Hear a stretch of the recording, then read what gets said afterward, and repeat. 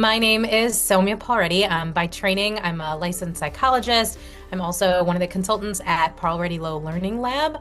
My background is in mental health, and so I have been a consultant in the mental health space and public health space for now over a decade. And if you are familiar with the programs of mental health first aid, youth mental health first aid, teen mental health first aid, I have been I'm a national trainer for those programs. I helped contribute to the development of those programs and the revisions of those programs.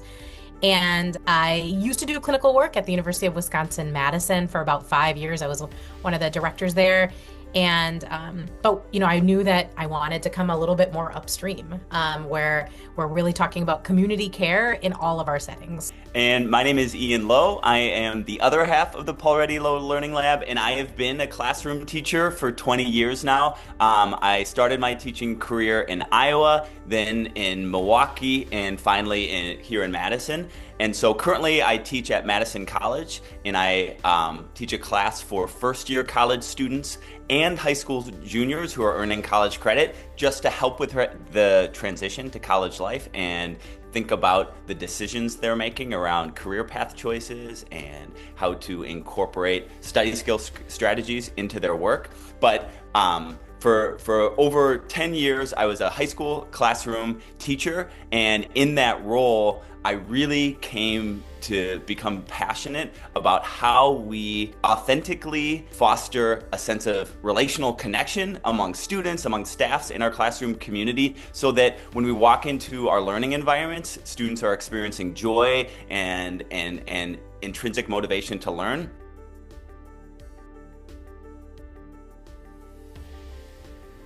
One of the things that I know I've felt as a classroom teacher, and I feel like it's common among teachers and administrators, is a sense of initiative fatigue. And so I found that, a lot of times at the beginning of the school year, there is a sense of excitement and passion about a new initiative that a school wants to roll out. And all of that is really well-intentioned. We create these initiatives to create the best environments we can for our students so that they can thrive. But over time, I feel like staff members, and I know I felt this way, some too, we begin to wonder, well, I'm excited about this initiative, but how is it connected to last year's? And it just feels like we're not gaining momentum in connection with how these initiatives interact with one another. And so a takeaway that I know that we want our participants in our session to learn is how the ideas and the insights and the tools that we offer and talk about in this session are connected to strengths and things that they're already doing. We're driven by this belief that, and it's actually a Jamila Dugan quote, and it says, "What we want for our students, we must provide for our educators." Really emphasizing that educators are part of the ecosystem. And yes, we know our educators are serving students, but when we don't pay as much attention to our educators as we do our students, the ecosystem really hurts.